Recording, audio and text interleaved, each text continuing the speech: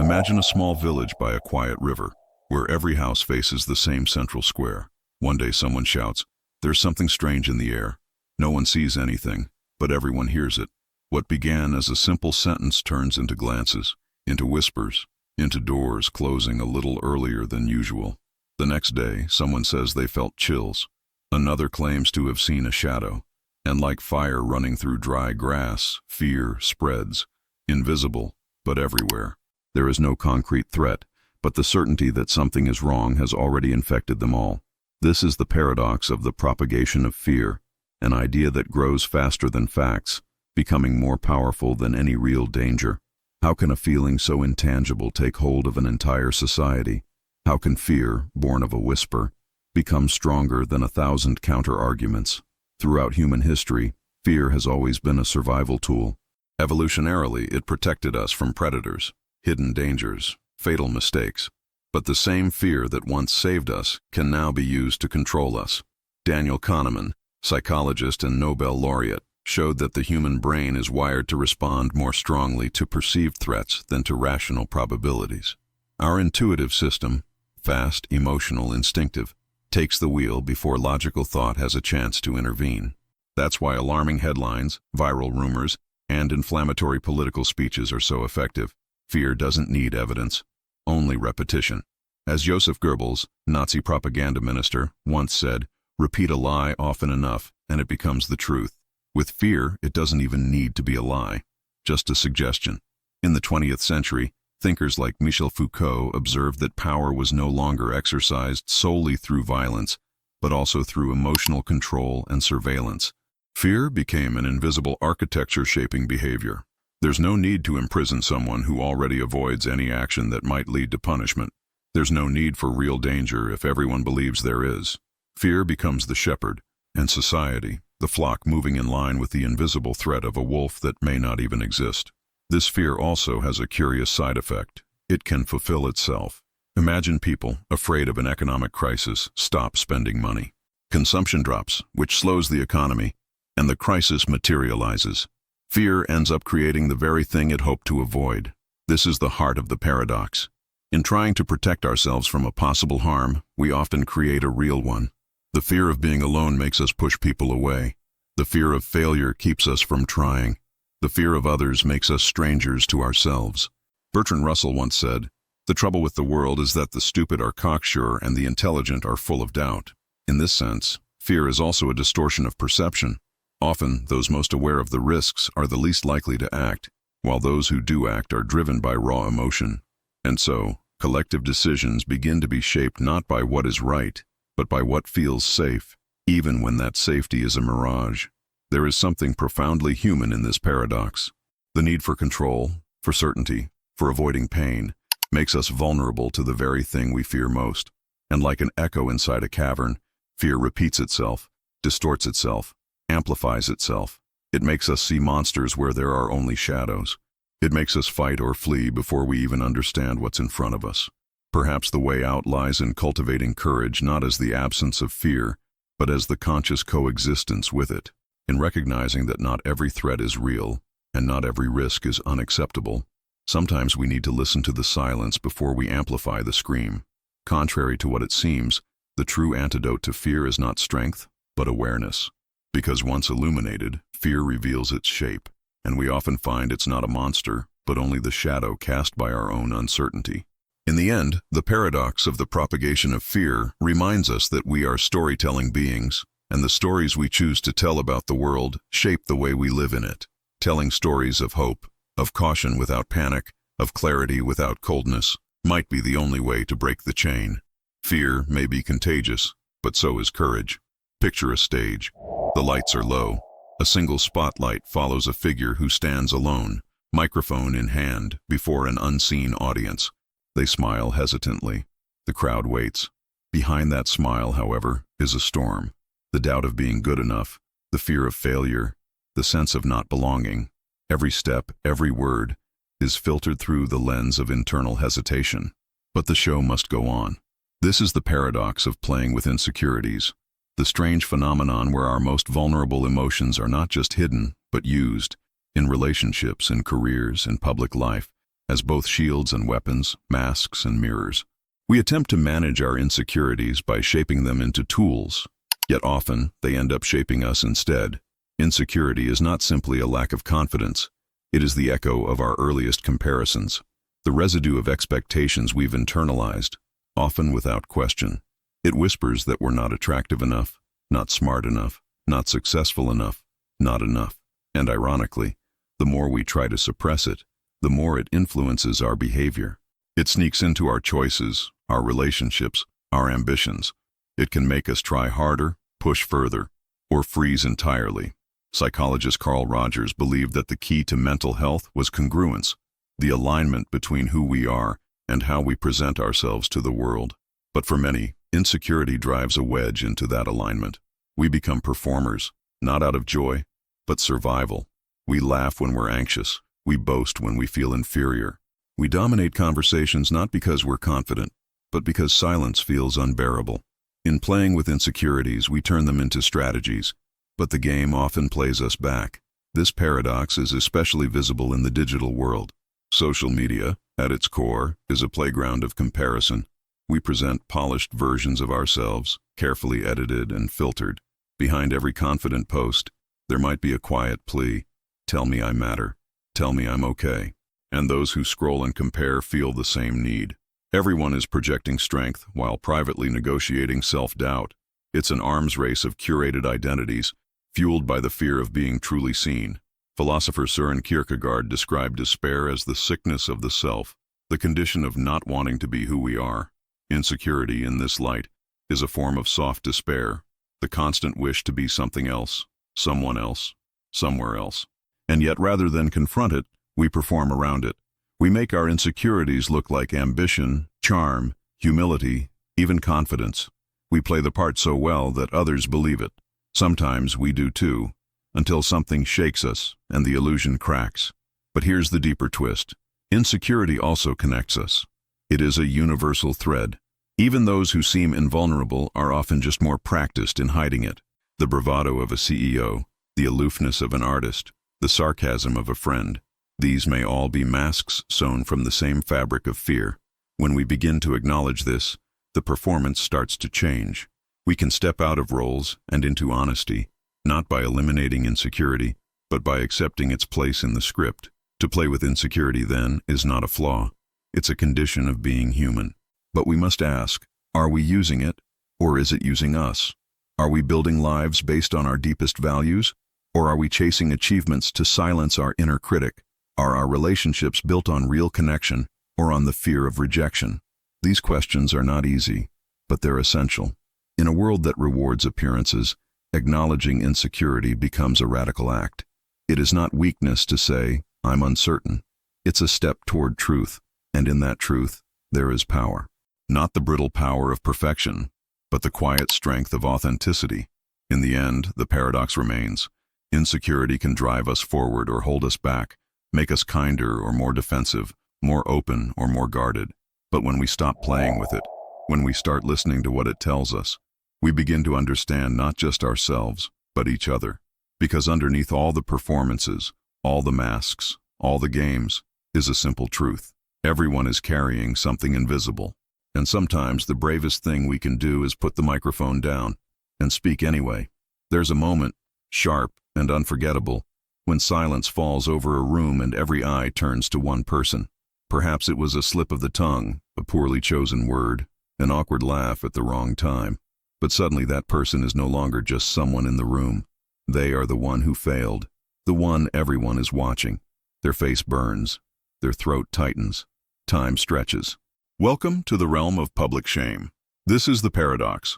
A society that claims to value individuality, vulnerability, and free expression is also quick to punish deviation from the norm, not with violence, but with exposure.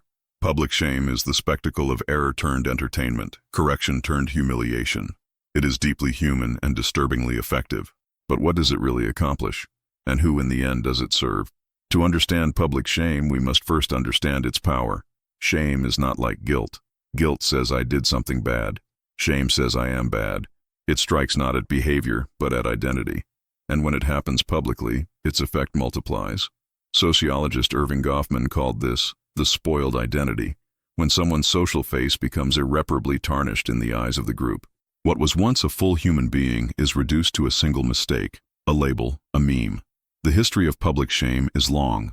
Stocks in the town square, scarlet letters, whispers in tightly knit communities. But today, the village square has gone digital. A single comment, video, or photo can trigger a cascade of outrage from strangers around the world. What once faded with time now persists in screenshots and search results. There is no curtain to close, no anonymity to reclaim. The performance of shame has no end. Writers like Hannah Arendt warned of the dangers of mass moral judgments, how, in the name of justice, crowds can become blind. Online, moral outrage is instant, amplified, and performative. People share condemnations not just out of concern, but to signal their own virtue. A person is called out, dissected, mocked, and forgotten, until the next one appears. The individual becomes content. The pain becomes clicks. And yet public shame often disguises itself as accountability. Isn't it right to call out harmful behavior? To hold people responsible? Certainly. But the paradox lies in how easily that responsibility turns into spectacle, how correction becomes destruction. A person is rarely given room to learn or grow. There is little distinction between malice and misstep, between cruelty and ignorance. In the rush to condemn, nuance is the first casualty. This is where thinkers like René Girard offer insight. His theory of the scapegoat mechanism suggests that societies maintain order by periodically choosing an individual to bear the collective guilt. Public shame, then, is not just about the person being targeted. It's about everyone else needing someone to blame, someone to purge. And the more visible the fall, the safer the rest feel. But safety bought at the cost of empathy is a dangerous trade.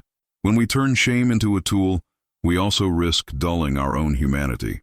We become spectators of downfall rather than witnesses of redemption. And in doing so, we forget that shame, unchecked, does not produce better people. It produces silence, resentment, and fear. So what is the alternative? Perhaps it begins with remembering that everyone, yes, everyone, is capable of saying the wrong thing, acting poorly, misjudging a moment. The line between them and us is thinner than we think. Compassion does not mean excusing harm, but it does mean recognizing the complexity behind each act. It means allowing people to evolve. It means replacing permanent labels with temporary lessons. In a time when every word can be recorded, every mistake replayed, every slip transformed into a symbol, public shame may seem inescapable, but we still choose how we respond. We can reject the cheap satisfaction of outrage and demand something harder, but better: context, dialogue, proportion. We can trade the rush of condemnation for the quiet courage of understanding. Because the real paradox of public shame is this: while it claims to enforce the values of a just society, it often undermines the very empathy, growth, and dignity that justice requires. And if we forget that, if we forget that people are more than their worst moment, we may find one day that the spotlight has turned and the silence has fallen on us. You believe in kindness. You see yourself as someone who values honesty, empathy, and fairness. But one day you laugh at a cruel joke. You say nothing when someone is mistreated. You act in a way that contradicts the story you tell yourself about who you are. And then comes the tension, that internal itch, that quiet discomfort. You justify it. It was just a joke. It's not my place to say anything. But the discomfort lingers. This is cognitive dissonance, the psychological conflict that arises when our beliefs and our behaviors are at odds. It is not merely a theory, but a daily experience, a silent tug-of-war inside the mind, where we bend logic and memory in order to protect our sense of self. The term was coined in the 1950s by psychologist Leon Festinger, who discovered something curious. When people are faced with evidence that contradicts their beliefs, they don't necessarily change their beliefs. Often they change the meaning of the evidence, or reinterpret the event, or even invent justifications. The goal isn't truth, it's consistency. And consistency, to the human mind, feels like safety. Festinger's classic study involved a group who believed the world would end on a specific date. When the prophecy failed, they didn't abandon their faith. Instead, they said their devotion had prevented the apocalypse. The contradiction didn't shatter the belief, it reinforced it. Why? because admitting error would mean admitting they had been wrong, misled, or foolish. And that kind of self-recognition is often more painful than denial. We all do this. A person who sees themselves as environmentally conscious but frequently flies may downplay the impact of air travel. A smoker may insist that stress is more dangerous than nicotine. A student who cheats may say, everyone else does it. These aren't just excuses, they're repairs. Repairs to the fragile mirror we hold up to ourselves each day. Cognitive dissonance reveals a fundamental truth. We are not entirely rational creatures. We are narrators. We craft stories that make sense of our lives, and when the facts threaten the narrative, we rewrite the facts rather than rewrite the self. It is a deeply human instinct, but also a dangerous one. Philosopher Friedrich Nietzsche once said, "People don't want to hear the truth because they don't want their illusions destroyed." In the age of information and misinformation, this becomes especially relevant. When faced with facts that threaten our political views, our cultural identities, or our sense of morality, we don't necessarily welcome them. Instead, we resist. We double down. The stronger the dissonance, the more creative the justification. This has profound implications for society. It helps explain polarization, extremism, and the difficulty of meaningful dialogue. When disagreement threatens identity, it's no longer just a conversation, it's a personal threat. And in that space, logic is not the path out. Emotion is. Connection is. The willingness to sit with discomfort rather than escape it. But there is hope in dissonance. It's not a flaw. It's a signal. It tells us that something within us is misaligned. And if we choose not to silence that signal, we can grow. Dissonance can be a doorway to self-awareness, to change, to humility. It invites us to examine the gap between what we believe and how we live, and to close that gap, not with excuses, but with courage. The key is not to eliminate dissonance. That would require eliminating complexity. The key is to become more honest with ourselves, to ask, what am I afraid to admit? What story am I clinging to? And, perhaps most importantly, who could I become if I dared to face the contradiction? Because in that space between belief and behavior, in that tension we try so hard to resolve, lies the potential not just for discomfort, but for transformation. A group is gathered, united by a cause, a vision, a sense of belonging. They speak in harmony, move with purpose, and stand stronger together than they ever could alone. But then, someone whispers a doubt. Another points a finger. Questions begin to swirl. Trust frays. Blame circulates. Before long, the group splinters, not because of any external attack, but because of seeds sown quietly within. This is the strategy known as divide and conquer, a timeless, subtle, and devastatingly effective tactic. It is not always about brute force. Often it is about fragmentation, splitting a whole into parts too weak to resist. Its brilliance lies not in confrontation, but in manipulation. The goal isn't simply to defeat, it's to make resistance impossible by preventing it from ever uniting. Historically, empires mastered this strategy. The Romans famously ruled vast territories not just with legions, but by pitting tribes against one another. The British colonial administration often governed by exploiting ethnic, religious, or linguistic divisions within the colonized. By empowering one group over another, rulers ensured that their subjects remained too divided to organize rebellion.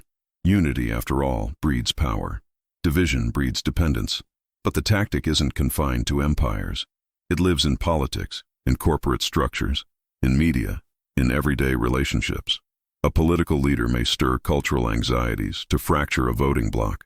A manager may fuel competition between employees to avoid being challenged. A news outlet may emphasize social divisions to keep attention and profit flowing. In each case, the tactic works because it exploits something fundamentally human, our need to belong and our fear of exclusion. Philosopher Niccolo Machiavelli, in The Prince, hinted at this logic. A wise ruler, he wrote, must keep his people occupied with internal conflicts to prevent them from turning their eyes upward. But he also warned that excessive division breeds instability. The balance for the manipulator is delicate. Enough division to disable solidarity, but not so much that the entire structure collapses. Psychologically, division works by hijacking identity. Once individuals see themselves primarily as part of a subgroup, ethnic, ideological, professional, their loyalty shifts. Us and them narratives form. Empathy narrows. suspicion rises. And most critically, those who once stood side by side begin to see each other as threats. What was once a shared struggle becomes a battlefield of competing grievances. The cognitive roots of this are deep. Humans evolved in small groups where loyalty to the tribe meant survival. Even today, our brains are wired to favor those who resemble us and to distrust outsiders. When this instinct is manipulated by fear, by misinformation, by carefully crafted rhetoric, solidarity is replaced by self-preservation. Unity becomes a luxury we think we cannot afford. Thinkers like Hannah Arendt observed how totalitarian regimes depend on isolation. When people no longer trust their neighbors, they are more easily controlled. Isolation weakens resistance not only physically, but spiritually. The courage to speak up, to organize, to act, thrives in community. Destroy that, and you destroy the ground on which truth can stand. But the paradox is this: division is rarely imposed from above alone. It requires participation. It depends on us buying into narratives of difference, repeating them, defending them. It feeds on our grievances and turns them into walls. And because the process is gradual, we often don't notice it until the bonds are broken. So, what is the antidote? It begins with awareness, with questioning who benefits when we are divided, with listening more deeply, even, and especially, when it's uncomfortable. It means resisting the seduction of simple categories and fixed identities. It means remembering that disagreement does not make someone an enemy. In a world increasingly fragmented by politics, algorithms, and economic disparity, the tactic of divide and conquer thrives. But so does the potential for solidarity. Not the shallow unity of slogans, but the deeper work of mutual recognition. We are not the same, but we are not enemies. And those who would control us know that truth is their greatest threat. Because when people remember their shared humanity, they become harder to manipulate. When they choose dialogue over division, they reclaim power. And when they stand, not as fragments, but as a collective, even the most powerful empires tremble. A crowd gathers, tense and restless. Something has gone wrong. No one is sure exactly why, but the sense of unease is thick in the air. Whispers float. A drought, a disease, a failure, a betrayal. Eyes begin to turn, not toward the powerful, not toward systems or chance, but toward someone within the group, someone different, someone vulnerable. And then, almost with relief, the blame is placed. The ritual begins. One is sacrificed so the many can feel cleansed. This is the paradox of the scapegoat, the one who bears the guilt of the group, not because they are guilty, but because the group needs them to be. The concept is ancient, the logic primal. It is a social release valve, a way for communities to expel chaos, fear, and guilt by concentrating it in a single body. And once that body is cast out, peace is restored, for a time. The term comes from the Hebrew Bible, where a goat was symbolically burdened with the sins of the people and sent into the wilderness. It was a ritual of purification, but what began as sacred symbolism evolved into a recurring pattern in human societies. When crises arise, find someone to blame, someone who cannot fight back, someone whose removal feels like resolution. The French theorist René Girard explored this dynamic deeply. In his theory of mimetic desire, Girard argued that human beings imitate each other's wants, leading inevitably to rivalry and conflict. When tensions reach a breaking point, the scapegoat mechanism activates. The group unites in the act of blaming and expelling one person or group, and in doing so, temporarily restores harmony. It is, in Girard's words, the foundational murder upon which cultures build peace. But the peace is an illusion. The scapegoat may disappear, but the underlying conflict remains. It is only deferred, waiting to resurface. And so the cycle continues. Again and again, history shows us societies turning on outsiders, minorities, or dissenters in moments of fear or instability. Witch hunts, pogroms, political purges, cancel culture. The forms change, the pattern does not. Why does this happen? Because blame is easier than reflection. Because targeting an individual is simpler than confronting complexity. Because in pointing fingers we feel unified, even righteous. The scapegoat offers emotional relief. It gives shape to anxiety. It tells us, the problem is not us, it's them. And once they're gone, we'll be okay. But this is a dangerous fiction, not just because it harms the innocent, though it often does, but because it prevents real change. The more we outsource our guilt, the less we examine our own role. The more we demonize others, the less we confront the systems, decisions, and beliefs that led us here. In modern times, the scapegoat mechanism plays out in subtler ways. An employee is fired to cover for management failures. A public figure becomes the face of a social issue they didn't create. A minority group is blamed for economic decline, cultural change, or rising crime. In each case, the message is the same: sacrifice the few to comfort the many. Yet beneath this comfort lies fragility. Philosopher Emmanuel Levinas wrote that the measure of a society is how it treats the face of the other, the stranger, the outcast, the accused. If we cannot see the humanity in those we cast aside, we risk losing our own. So what can break the cycle? Courage. The courage to look inward when things go wrong. The courage to accept that responsibility is rarely singular. The courage to say, we are all part of this story, and to ask, what must we change? Not in them, but in us. Scapegoating is seductive because it offers clarity in a chaotic world, but it's a clarity bought with illusion. True understanding is messier. It requires complexity, nuance, and accountability. It requires us to resist the urge to exile and instead to reckon with history, with fear, with ourselves. Because in the end, the scapegoat is not just a person, it is a mirror. And what we do to them says more about who we are than who they ever were. A team sits around a table. The clock is ticking. The pressure is high. One person offers a suggestion, bold, perhaps flawed. Heads nod. Another agrees, though unsure. A third, hesitant, remains silent. No one wants to be the outlier, the dissenter, the one who slows things down. So consensus forms quickly, seamlessly, without friction. It feels efficient. It feels unified.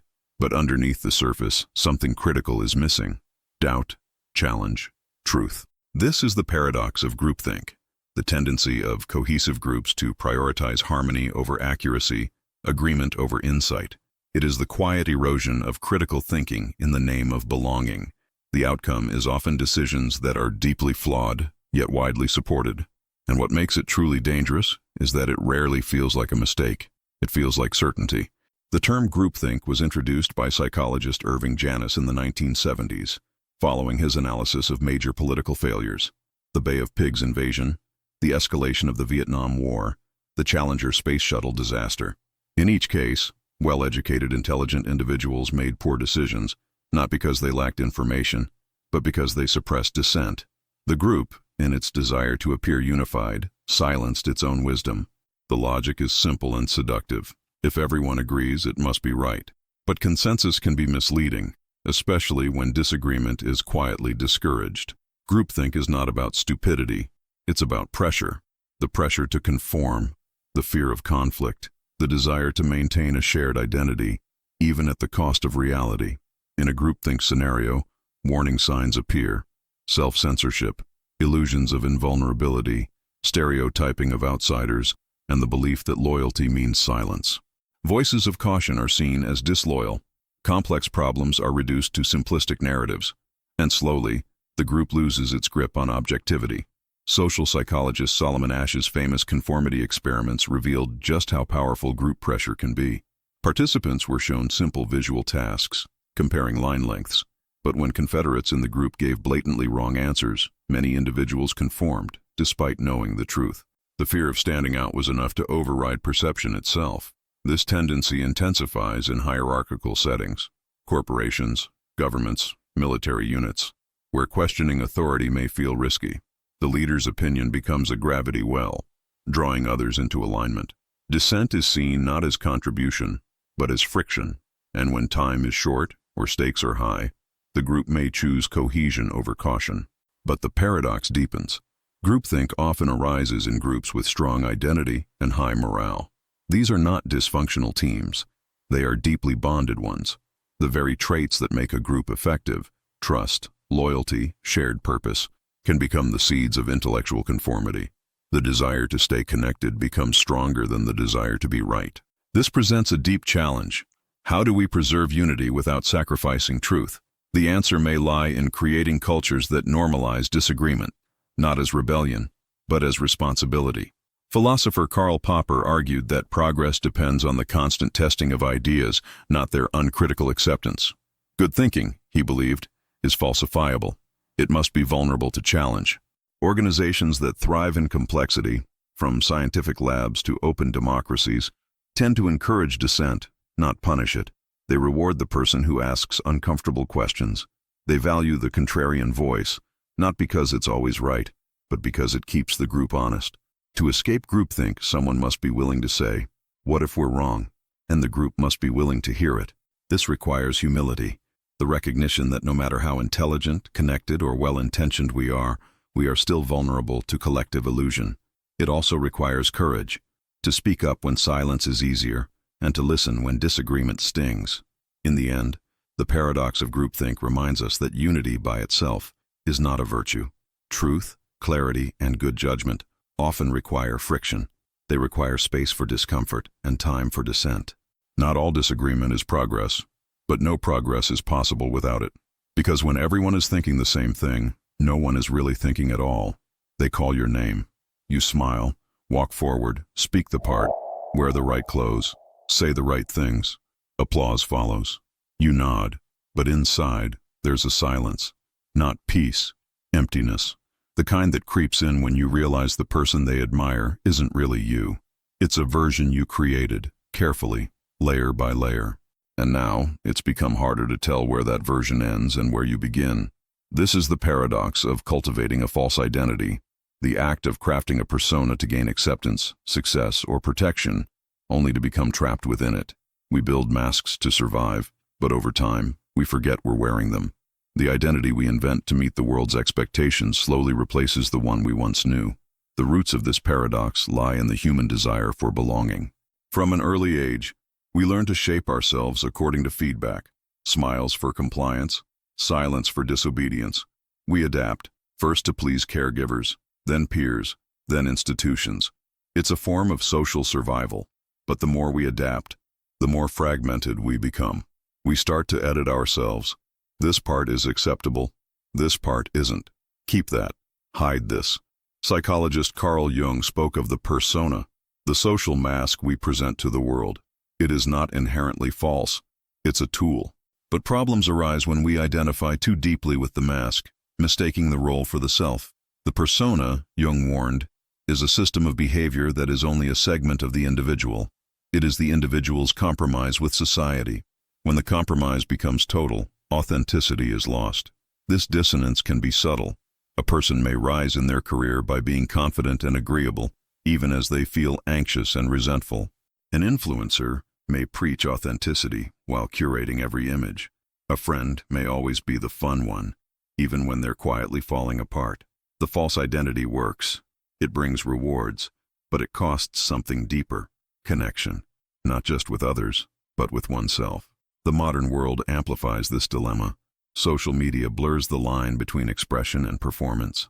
Algorithms reward predictability, not honesty. Platforms encourage you to brand yourself, to become a product, easy to digest, easy to follow. But every performance distances us from the unscripted self. The question shifts from "Who am I?" to "What do they want me to be?" Philosopher Jean-Paul Sartre called this self-deception bad faith, the choice to live as an object, defined by the gaze of others, rather than as a free and conscious being. When we surrender our freedom in exchange for approval, we betray something essential. And eventually, the curated identity becomes a prison. To maintain it, we suppress what doesn't fit. We avoid people who see through it. We fear silence, vulnerability, spontaneity, because they threaten the mask. And yet this false identity is often built not from vanity, but from fear. Fear of rejection, of judgment, of failure. It's a defense. And defenses by nature are built from wounds. Understanding this is key. Compassion, not condemnation, is the beginning of reclaiming authenticity. So how do we return? First, by noticing the disconnection, that quiet sense of being unseen even in the spotlight. Then, by practicing small acts of honesty, saying what you really think, showing what you actually feel, choosing presence over performance. These acts can feel risky, even terrifying, but they are also acts of freedom. True identity is not a fixed image. It is a living process, ever evolving. It doesn't require perfection, only presence. It doesn't need applause, only alignment. Philosopher Alan Watts once said, "The reason we want to be seen is because we are afraid we don't exist. But we do exist, beneath the masks, beyond the roles, in the space where nothing is rehearsed." The paradox of cultivating a false identity is that it begins as protection and ends as isolation. But it can be undone, not all at once, but moment by moment. Each honest word, each real connection, each courageous choice becomes a step toward wholeness. Because in the end, the deepest human need is not to be admired, it is to be known. A friend cries, and suddenly your own throat tightens. A stranger yells in anger and your heart races. A crowd panics and you run, even if you don't know why. Emotion moves like electricity between bodies, silent and fast. Before thought has a chance to catch up, you are already feeling something that may not even be yours. This is the paradox of contagious emotional exploitation, when the natural human capacity to feel with others becomes a tool for control. Emotions, in their pure form, connect us. But when manipulated, they can be used to steer behavior, distort judgment, and generate mass responses that serve someone else's agenda. What makes it paradoxical is that it doesn't feel like manipulation. It feels like truth.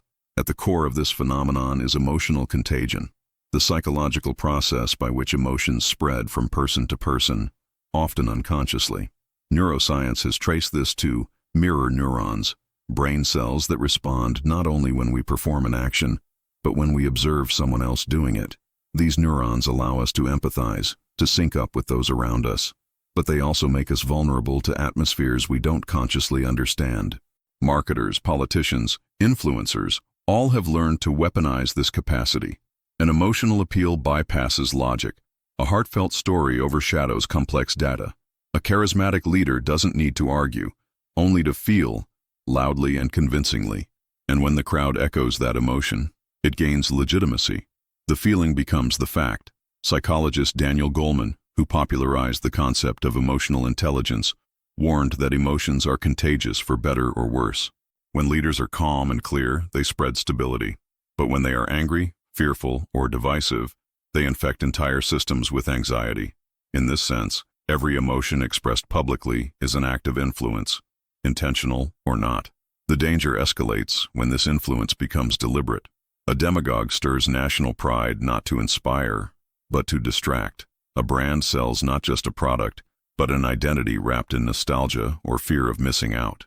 An activist group pushes urgency, not to solve, but to polarize.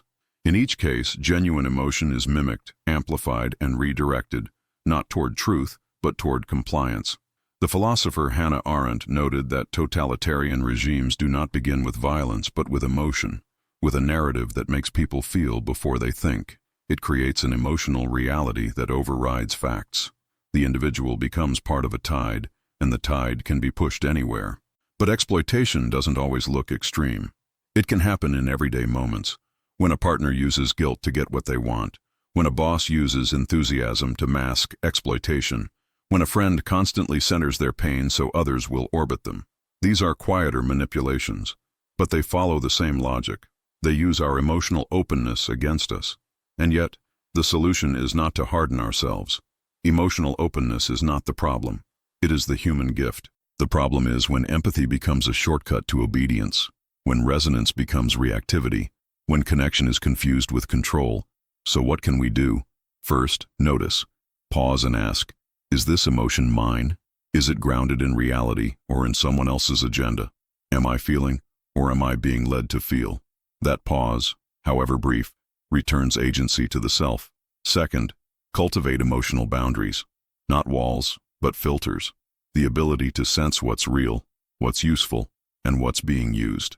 Emotional maturity lies not in rejecting feeling, but in understanding it, tracing its source, recognizing its impact. Finally, reclaim emotion as a path to truth, not distraction. Emotions can point to injustice, reveal beauty, awaken conscience, but only if we remain aware of how they move through us, and who might be behind the push. The paradox of contagious emotional exploitation is that it hijacks our best qualities, empathy, care, belonging, and turns them into levers. But those same qualities, when held consciously, are also our defense. They are how we remember who we are, even in a world of noise. Because in the end, feeling together should never mean thinking less. And a heart that stays awake is harder to control. You walk into a store. Before you, a dazzling wall of options. 30 brands of toothpaste, a rainbow of phone cases, 100 variations of cereal. Each package promises uniqueness. Each label says, "Choose me." You pause, weigh the options, and make your selection. It feels like freedom, the power to choose. But later, as you use the product, a quiet thought lingers. Did I really choose this? Or was I only choosing between what was already chosen for me? This is the paradox of the illusion of choice. The sense that we are acting freely while our decisions have already been framed, narrowed, and subtly guided.